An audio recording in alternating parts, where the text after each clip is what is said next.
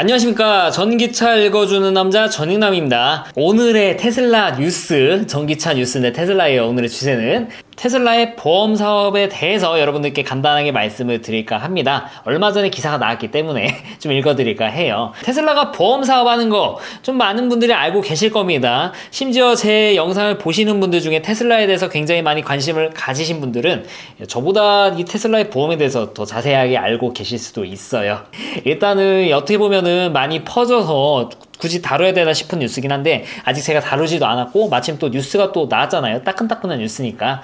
그래서 좀 다뤄볼 테니까 그리고 테슬라의 보험이 결국 어떻게 발전할지에 대해서 굉장히 합리적인 뇌피셜도 그려볼 테니까 보시면은 어떻게 보면 좀 도움이 되실 것 같아요. 이 테슬라에 관한 지식을 쌓으시는 데 있어서 바로 기사로 가죠. 일렉트랙 3월 22일에 나온 뉴스입니다. 테슬라가 이제 이 인슈어 마이 테슬라라는 이 보험 서비스를 하고 있습니다. 이 서비스를 미국의 다른 이제 원래는 캘리포니아 위주에서 그렇게 사업을 진행했는데 다양한 주에서 이렇게 하게 됐다, 그런 뉴스입니다. 테슬라는 2019년에 이제 이 캘리포니아 테슬라 모델 3를 미국에서 가장 많이 사는 이 주죠. 캘리포니아에서 런칭을 했는데 다른 그 제조사들이나 이런 보험 서비스에 비해서 거의 뭐 30% 이상 저렴한, 굉장히 저렴하죠. 30%면. 제가 지금 보험료가 1년에 한 110만 원 정도 그렇게 나오고 있는데 이게 갑자기 이제 막 7, 80만 원 이렇게 훅 떨어진다는 겁니다. 이 테슬라 보험을 이용하면은. 와, 굉장히 저렴하죠. 근데 여기까지 보면은 이제 뭐 테슬라가 보험업을 하네? 사업을 확장을 하네? 보험이 굉장히 저렴하네? 이렇게 말씀을 드리려고 이렇게 영상을 찍는 건 아니에요. 이 보험 서비스가 의미하는 게 뭐고? 어떻게 테슬라는 이렇게 저렴하게 보험 서비스를 공급하지? 그러면 이 보험 서비스는 나중에는 어떻게 발전하게 되고 다른 보험 업체들은 어떻게까지 이제 변화가 될지, 이런 거에 대해서 말씀을 드리고자 해요. 이 테슬라의 보험 서비스, 일단 테슬라 자체적으로 이런 보험 서비스를 제공하는데 테슬라 자체가 이미 다른 차에 비해서는 에이다스 쪽에서는 다른 업체들, 세상에 굴러다니고 있는 차들 중에서는 탑 클래스에 속합니다. 저도 많이 경험을 해봤고 제 사고도 몇 번 좀 막아줬어요, 이 에이다스 시스템이. 진짜로. 왜냐면 얘네들이 센서가 다른 차들에 비해서 굉장히 많이 있고 거기다 카메라도 8대를 가지고 있죠. 앞에 3개, 휠하우스 뒤쪽에 1개씩, 그리고 B필러에 1개, 그리고 이제 트렁크 쪽에 1개, 이렇게 8개가 있고 심지어 캐빈 쪽에도 하나가 있습니다. 이거는 뭐 제한적으로 쓰이는 건데 제가 뒤에서 설명드릴게요. 아무튼 이렇게 많은 카메라와 레이더 센서를 통해서 이렇게 에이다스 시스템, 긴급 제동 시스템이라든지 이런 장애물 감지, 장애물도 물론 모든 장애물을 감지해서 멈추지 못합니다. 모든 장애물에 대해서 감지해서 멈추면 그거 나름대로의 또 문제가 생기니까 이렇게 한 거예요. 그거에 대해서는 나중에 또 다루겠습니다. 아무튼 다른 경쟁사 대비해서 에이다스 시스템이라든지 반자율주행 시스템, 주행 보조 시스템이 다른 업체들에 비해서는 훨씬 뛰어나다는 것에 대해서 이거에 대해서 반론을 가지신 분들은 많지 않으실 거예요. 또 여기 뭐 구글 웨이모 이런 거 막 가져오지 마세요. 시판돼서 지금 돌아다니는 차를 기준으로 하는 겁니다. 이렇게 다양한 오토파일럿이라든지 에이다스 시스템을 가지고 있으니까 결국에 테슬라는 우리가 직접 차들을 분석을 해보니까 이런 시스템이 충분히 다른 차들 대비 많이 가지고 있고 이런 게 사고를 방지하는데 굉장히 도움이 되는 것 같아.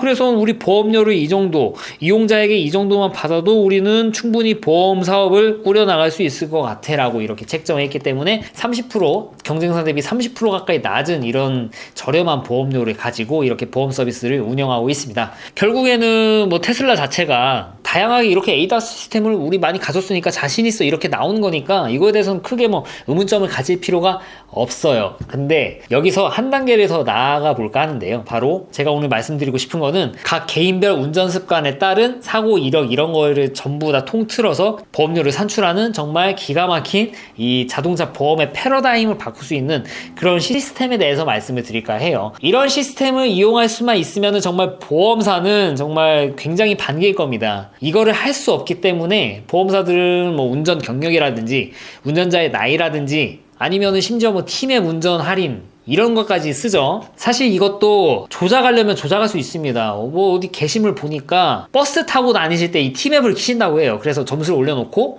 실제 본인이 운전할 때는 카카오맵을 쓰고 보험료를 할인 받을 때만 이제 이 높아진 T맵 점수를 이용하고 이런 식으로 꼼수를 부리시는 분도 있고 사실 이거를 전부 다 잡아낼 수가 없습니다. 이게 그렇잖아요. 이거 조작하는데 어떻게 잡아내겠습니까? 그러다 보니까 이 기존의 보험 서비스는 손해를 보시는 분들이 있어요. 특히 좀 안전운전을 하시는 분들은 내가 좀 나이가 좀 어리다고 결과적으로 사고 날 확률이 훨씬 낮게끔 그렇게 운전 습관을 가진 분이 보험료를 높게 내고, 반대로 운전 경력은 좀 길고 아직 사고만 안 났을 뿐이지 사고 날 만한 그런 행동을 많이 일삼는 사람들이 되려 보험료를 적게 내는 그런 상황이 지금 벌어지고 있습니다. 보험사 입장에서는 이거를 좀 바꾸고 싶어 할 거예요. 운전 습관이 이제 보험사에서 봤을 때 굉장히 사고가 안 날 듯한 그런 운행을 하시는 분들에게는 아무래도 보험료를 좀 더 줄여주고 싶고, 저렇게 사고 날 사람들에 대해서는 보험료를 많이 받아놓는 게 결과적으로 보험사에서는 이득이지 않습니까? 결국 사고 난다고 하면은 그런 사람들한테 많이 날 거니까요.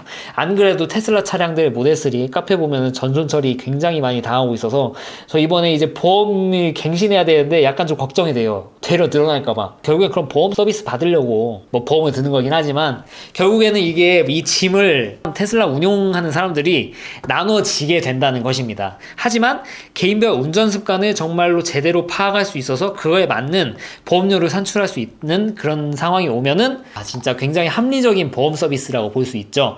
네, 바로 그렇습니다. 제가 지금 말씀드리고 싶어하는 내용이 다 여기 있습니다. 결국에 이 테슬라의 보험이 지금은 좀 제한적이지만 나중에는 개인별 특화된 보험 서비스로 나아갈 가능성이 굉장히 높다고 저는 생각을 합니다. 이렇게 되기 위해서는 야 그거 다른 차들도 할 수 있냐? 네, 결국에 나중에는 다른 차들도 따라 할 건데 그 선구자가 테슬라가 될 거라는 것에 대해서는 저는 좀 확신하고 있습니다. 그 이유가 바로 제가 입이 마르고 닳도록 말씀드리는 OTA 때문입니다.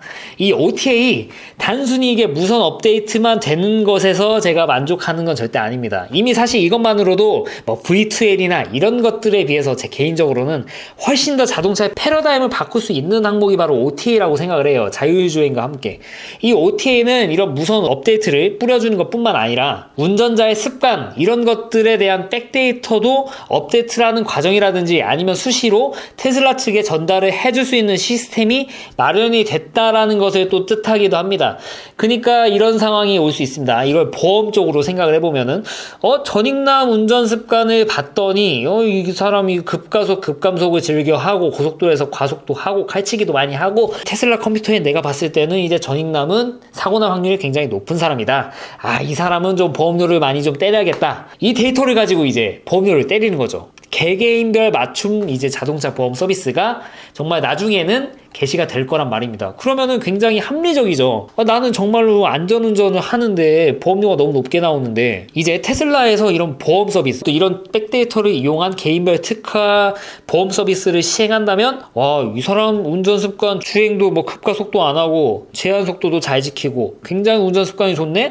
나이가 어리지만은 너는 이 사람보다는 사고날 확률이 현저히 낮아. 그래서 너한테는 이 보험료를 많이 할인해 줄게. 낮은 보험료를 책정해 줄게. 이런 상황이 올 수 있다는 거죠. 그러니까 어떻게 보면 이게 굉장히 합리적이죠. 사고가 날 만한 사람한테는 보험료를 많이 걷고 사고가 날 확률이 적은 사람에게는 좀 덜 걷고, 이렇게 되면은 보험사 입장에서는 이 마크로틱하게 보험료를 산출하는 데 있어서 굉장히 큰 도움이 될 겁니다. 이거는 어떻게 보면 보험사가 굉장히 반기는 시스템이라고 볼 수 있는데, 지금 이런 거를 제대로 해낼 수 있는 회사는 결국에는 테슬라밖에는 없다. 뭐 나중에 OTA를 시행하는 다른 회사들도 결국엔 따라올 수 있습니다만 지금은 테슬라가 유일해요. 심지어 보험까지 하고 있잖아요, 지금. 아니 그럼 테슬라가 이런 정보들을 얻는 거를 어떻게 증명을 하냐? 사실 이거를 증명해야 될 필요가 있나 싶은데 최근에 또 재밌는 뉴스가 있어가지고, 테슬라가 지금 미국에서 FSD 베타를 뿌리고 있다는 소식은 제가 들려드려서 다 아실 겁니다.